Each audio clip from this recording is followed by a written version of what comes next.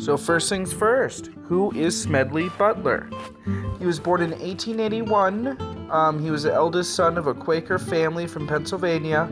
He came from a long line of public service. His father was Thomas Butler, a representative for the state of Pennsylvania in Congress, and his maternal grandfather, Smedley Darlington, was also a Republican congressman. Now that we know that about old Smedley, we're going to go ahead and move on to the business plot.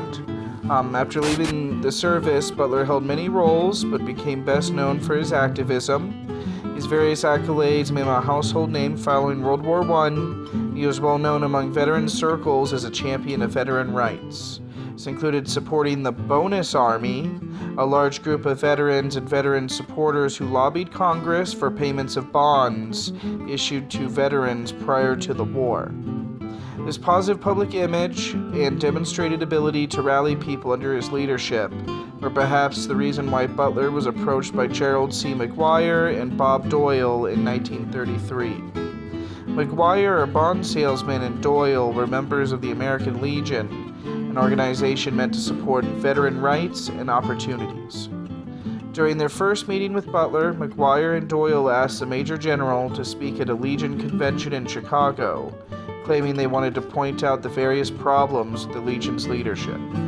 Butler was at first open to this idea, knowing that the Legion had several administrative issues that ultimately compromised veteran benefits.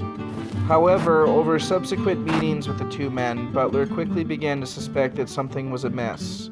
During their first meeting, McGuire showed Butler bank statements amounting to over $100,000, which values it today at nearly $2 million, which he hoped Butler would use to bring veteran supporters to the convention.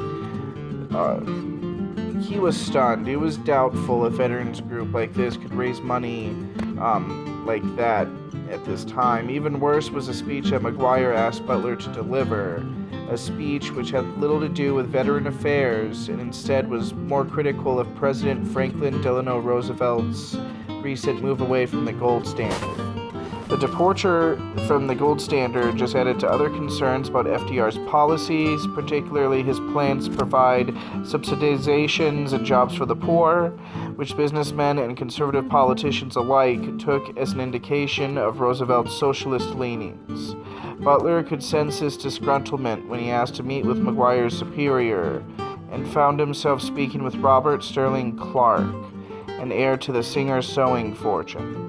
Clark was much more upfront than McGuire, telling Butler that his real interest was in preserving the gold standard, even claiming that he had $30 million and was willing to spend half of the $30 million to save the other half.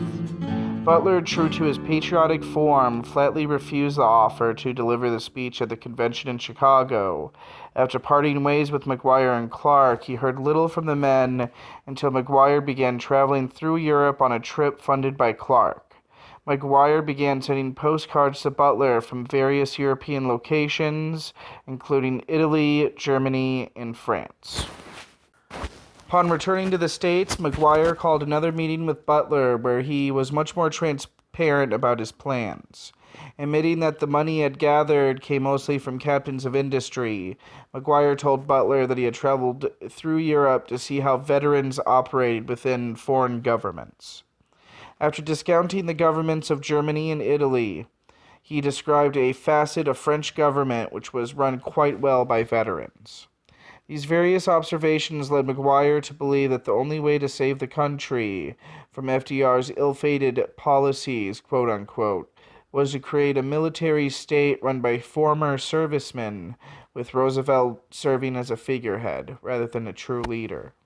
Butler asked what McGuire wanted from him and was told he would be the ideal leader of these veterans, promising him an army of 500,000 men and financial backing from an assortment of rich businessmen, so as long as he would be willing to lead a peaceful march on the White House to displace Roosevelt. The McCormick-Dickstein Committee investigation. Astonished by McGuire's plans, Butler knew he would need someone to corroborate his story if he was going to stop the intended coup. Having previously worked as the police captain of Philadelphia, Butler reached out to Philadelphia record writer Polly Comley French, who agreed to meet with McGuire as well. During this meeting, McGuire told French that he believed a fascist state would be the only answer for America, and that Smedley was the ideal leader because he could organize 1 million men overnight. Armed with French's mutual testimony, Butler appeared before the McCormick-Dickstein Congressional Committee, also known as the Special Committee on Un-American Activities, to reveal what he knew about the plot to seize the presidency in November 1934. The committee at first discounted a large part of Butler's testimony, even writing in their initial report that they saw no reason to subpoena men like John W. Davis, a former presidential hopeful, or Thomas W. Lamont, a partner with J.P. Morgan and Company. However, with the testimony of French and the erratic testimony of McGuire, the committee began to further investigate the plot. The final reports of the committee sing a different tune, finding that all of Butler's claims could be corroborated as factual. However, they also stress that the plot was far from being enacted. It was not clear if the plans would have ever truly come to fruition. Quickly becoming known as the White House Coup and Wall Street Putsch, many major news sources derided Butler's claims, as the committee's final report was not made available publicly. Those implicated, ranging from the DuPont family to Prescott Bush, the grandfather of future President George W. Bush, laughed off Butler's claims. Evidence of the validity of Butler's testimony was not released until the 21st century, when the committee's papers were published in the public domain. No one was ever prosecuted in connection to this plot. Butler, for his part, went on to continue advocating for veterans. He also became a staunch opponent of capitalism, which he felt fed war efforts. His views were published in his well-known short book, War is a Racket, which was published in 1935. There's no telling how far the plot to overthrow the president may have gone without Butler's intervention, but one thing is certain. Its failure was the work of one patriotic major general and his lifelong love of democracy.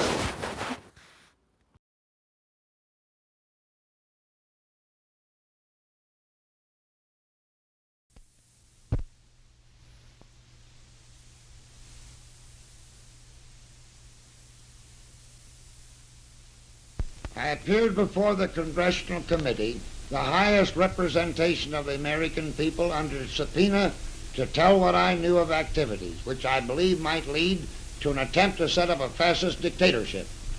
The plan as outlined to me was to form an organization of veterans, to use as a bluff, or as a club at least, to intimidate the government and break down our democratic institutions. The upshot of the whole thing was that I was supposed to lead an organization of 500,000 men, which would be able to take over the functions of government. I talked with an investigator for this committee, who came to me with a subpoena on Sunday, November 18th. He told me they had unearthed evidence linking my name with several such veteran organizations. As it then seemed to me to be getting serious, I felt it was my duty to tell all I knew of such activities to this committee.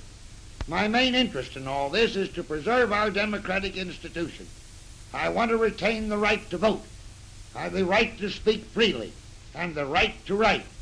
If we maintain these basic principles, our democracy is safe. No dictatorship can exist with suffrage, freedom of speech, and press.